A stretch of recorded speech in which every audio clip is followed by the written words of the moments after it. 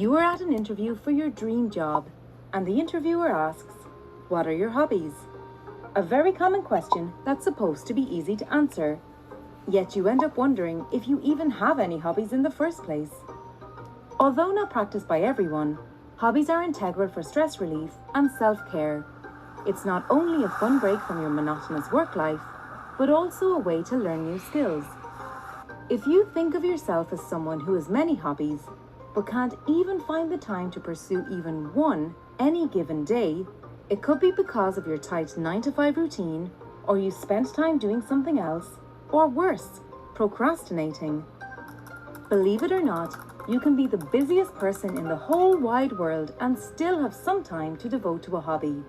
Of course, some days are exceptions, but on others, a little bit of planning and prioritizing goes a long way in ensuring you still have time left for things apart from work.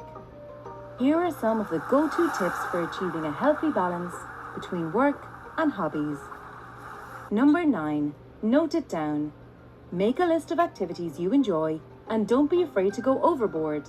It could be reading just because you read one book from the Nancy Drew series in 5th grade, or sketching because you often doodle on the last page of every notebook. Don't worry, no one is going to judge. Number 8, prioritize. Hobbies like traveling need time and a set occasion. On the other hand, painting, singing, and journaling can be accommodated into your daily life easily. So, prioritize the tasks according to their convenience and how much you enjoy them. Number 7, schedule and commit. Mark your hobbies on the calendar or planner and stick to them, just like you would do with your work deadlines. If indulging in hobbies every single day sounds overwhelming, you can start with 3 to 4 days in a week. Number 6, bring your hobbies to work. You can also enjoy your hobbies during lunch and coffee breaks. For instance, if you like photography, you can go for a 5-minute walk with your camera and find beauty in places around you. Or play a few rounds of Clash Royale in your mobile phone. Psst, sorry for the interruption. If you are enjoying the content, do give us a like and share your views in the comment section below. A little birdie told us it works wonders for the YouTube algorithm. Now, back to the video. Number 5, use your commute time. Some hobbies like cycling and skateboarding can be done while you travel for work, or you can read a novel on the subway. But don't overdo it initially, as you may end up suffering from motion sickness at work. Number 4, start your day with hobbies. The chances of getting bombarded with unpredictable last-minute tasks towards the end of the day are high. So, it's best to kickstart your mornings with a hobby you would want to maintain. Plus, it will give you something to look forward to and make you want to wake up on time. Now that's a win-win situation. Number 3, stop comparing. Hobbies are meant for leisure and not to measure your self-worth. With the ongoing pandemic, most people are capitalizing on their hobbies. Although this is a great boost for small businesses, it often creates an inferiority complex, just like beauty standards on social media do.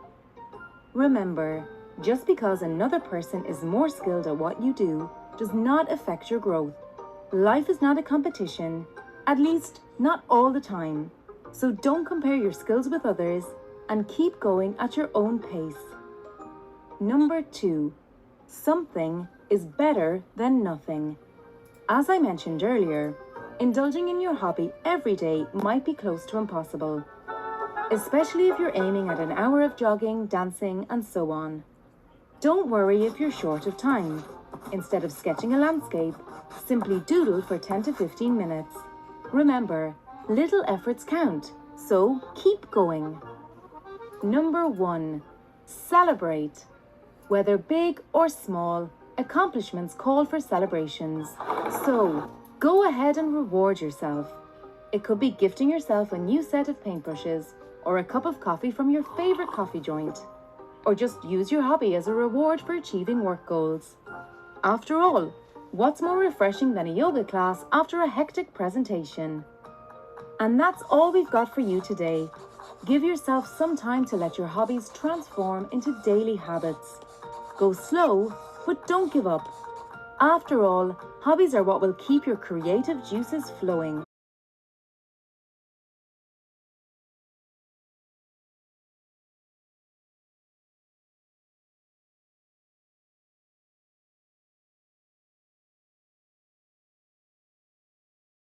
Neuroscience is a biological science that is concerned with the function of the brain and the nervous system. For many years, scientists thought that the brain was fixed and couldn't adapt or change after childhood. But advances in fMRI scanning have shown that this could not be further from the truth. We can now see that our brains change and adapt every day, regardless of our age. Every time we learn something new, we're harnessing the power of neuroplasticity.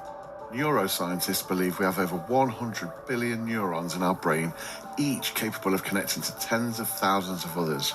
Neurons are the building blocks of the brain, and each one can make trillions of connections every second. When we learn a new skill or think about something differently, we begin to make new connections between neurons. Every time we practice a new skill, think in a certain way, or feel a specific emotion, those related connections are then strengthened, and it becomes easier for our brains to follow this pathway. If we keep using this pathway, our brains begin to adapt, and this new way of thinking, feeling, or doing becomes second nature. The less we use our old pathways, the weaker that pathway becomes. It's this ability to make new connections that has enabled scientists to coin the term neuroplasticity, meaning our brains are pliable and plastic and can grow, adapt, and change. When we apply the neuroscience of learning with how the brain works, we can modify 4 variables to maximize the retainment of knowledge. These can be summarized as ages: attention, generation, emotion, and spacing. Attention. For us to be able to learn something, we need to pay attention to it. If we can't minimize distractions, then we can't focus on the learning and we won't remember it. Generation. This is where we encourage the learner to generate meaningful connections and associations with what they already know or a skill they already have. Help the learner to make those connections to previous learning and the wider context, and this includes the learner reflecting on their own learning process. Emotion. If we can attach emotion to the learning and help to motivate the learner with the rewards that they're going to gain from it, or challenge them to get out of their comfort zone, they're much more likely to remember the information later on. Spacing. Spacing out the learning over time and using repetition and retrieval instead of chunking it into one big block will strengthen the learning and help to move it from short-term memory